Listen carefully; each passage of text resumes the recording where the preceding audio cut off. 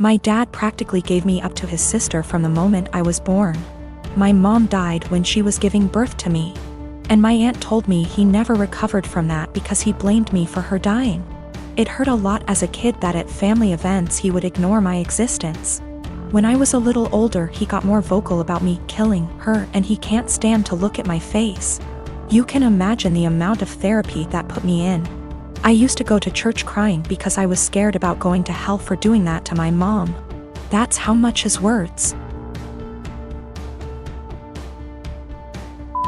me up. But the shitty part was that I never stopped trying to be accepted by him. After my high school graduation, he told me to never bother him again since he legally has no obligation to me anymore, since he was sending my aunt money to take care of me. Around that time is when I finally started accepting that reality, so from there we moved on with our lives. My aunt doesn't talk to me about him. Sometimes my grandparents do, and that's how I found out he got married. They were mad he didn't invite me to their wedding, but to me it didn't matter because we're not close. But it was his wife who wanted to meet me. It's the first time ever that he wants to make contact, and it was to pretty much say she wants me on their life.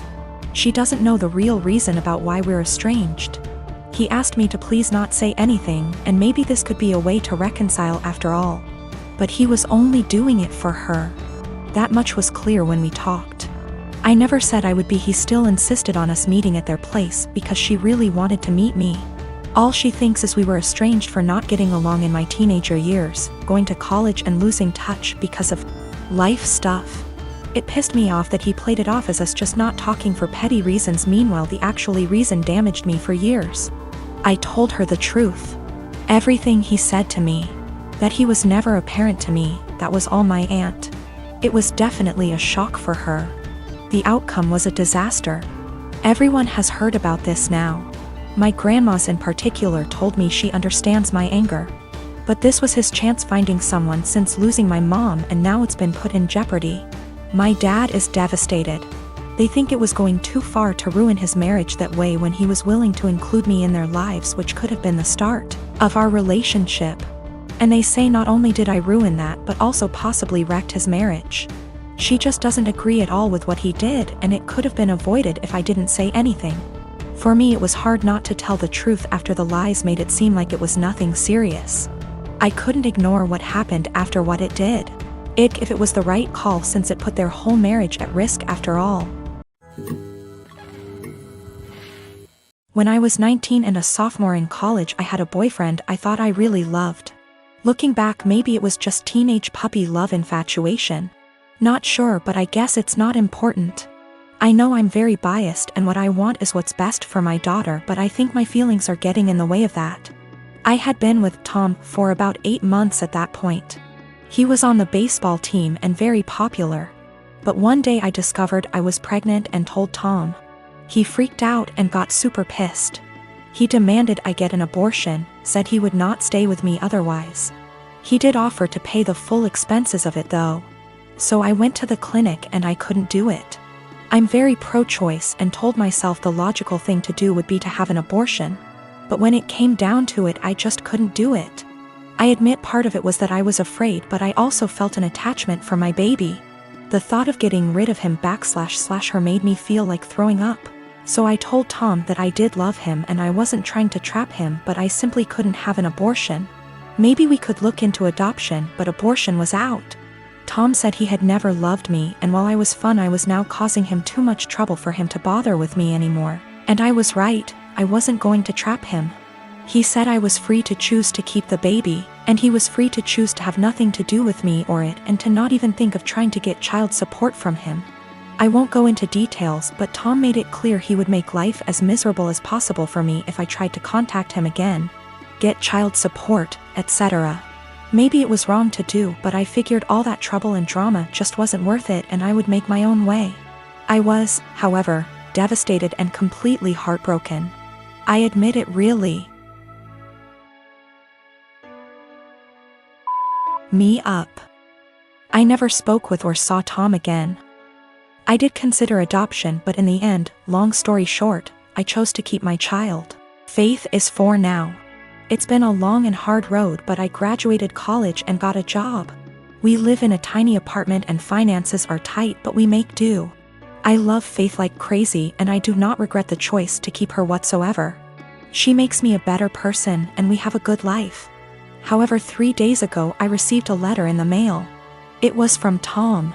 Inside the envelope was a letter and a check for $3,000. This is what the letter said: Vika, I know this is coming out of nowhere and I'm sorry, but I didn't know a better way to do this. I am so sorry for how I acted 5 years ago. I was selfish and a complete fool. I know that doesn't begin to cover it.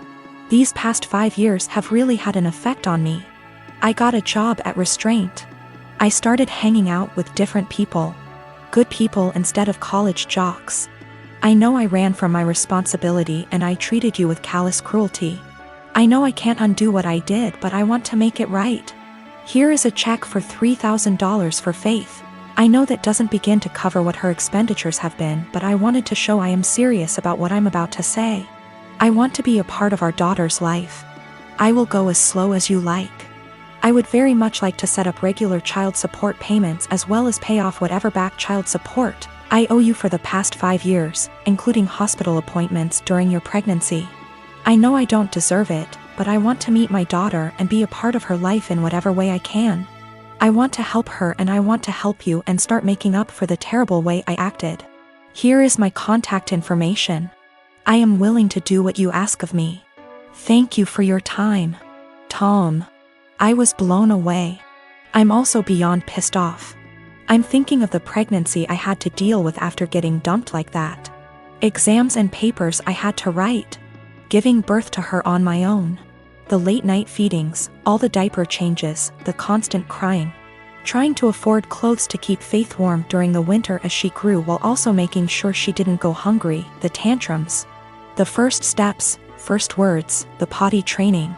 He wasn't there for any of that and now he just wants to come waltzing into her life like nothing happened. After doing whatever he felt like now that Faith is out of the unfunny baby years and she's a well-behaved child who can now carry on a conversation and knows how to use toilet and doesn't wake up every 2 hours. Faith has started asking questions like, where is her daddy? How come she doesn't have a daddy? And I've been doing my best.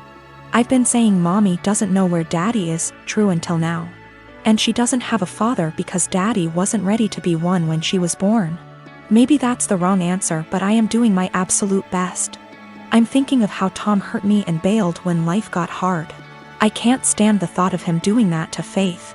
She's a sweetheart and quite sensitive.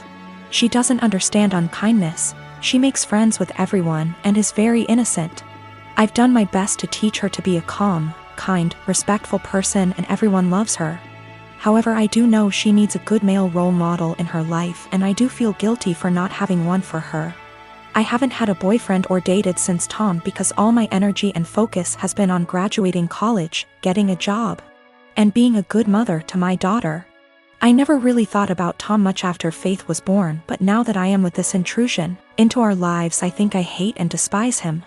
I want him to just go away. I wanted to not even cash the check and to tell him to take his money and shove it, but my parents and close friends reminded me that that is Faith's money and she is entitled to it, and I agree. At minimum, I want to get some child support going because Faith deserves all the financial assistance and opportunities she can get. However, I know if I get regular child support, Tom will want to be in Faith's life, and frankly, I don't want that. I don't want him to hurt her and bail when life gets hard, because it is when you have a kid. I also feel like he doesn't deserve her. 4-year-olds are a lot more fun than infants. How convenient he suddenly shows up and wants to be a dad when the hardest part is out of the way. But I honestly do want what's best for Faith. I think she deserves to have a good daddy. I just don't think Tom is. I think Faith is better off having no dad than a bad or half-assed one. She deserves the money. But am I right to take the money and not give Tom any access to my daughter? I can't stand the thought of him hurting her. The thought of dropping her off at his house where I don't have access to her makes me want to scream and run away. Am I out of line for taking Tom's money but saying that's as close as he will ever get to her? I am not convinced in the slightest he has changed. I feel like this is guilt money and I want to throw that check in the trash.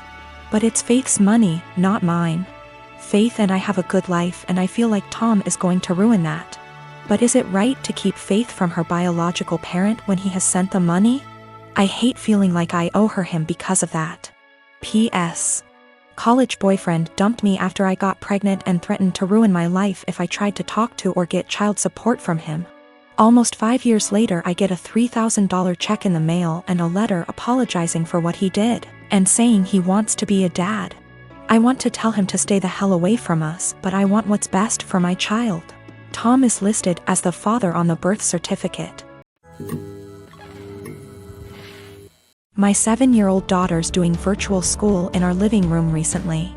I heard her teacher address a girl named Kelly a few times, which stuck out to me because my daughter's class is only about 15 kids and I know them all by this point in the year. A couple times more and I realized she was calling my daughter Kelly. My daughter's name is Keely, pronounced Keely. So after school was over, I asked her if that had been happening all year in this teacher's class, and she said it had, and it really annoyed her. I asked her why she hadn't corrected the teacher if it annoyed her so much, and she said she had repeatedly at the beginning of the year, but the teacher kept calling her Kelly, so eventually she gave up on reminding her.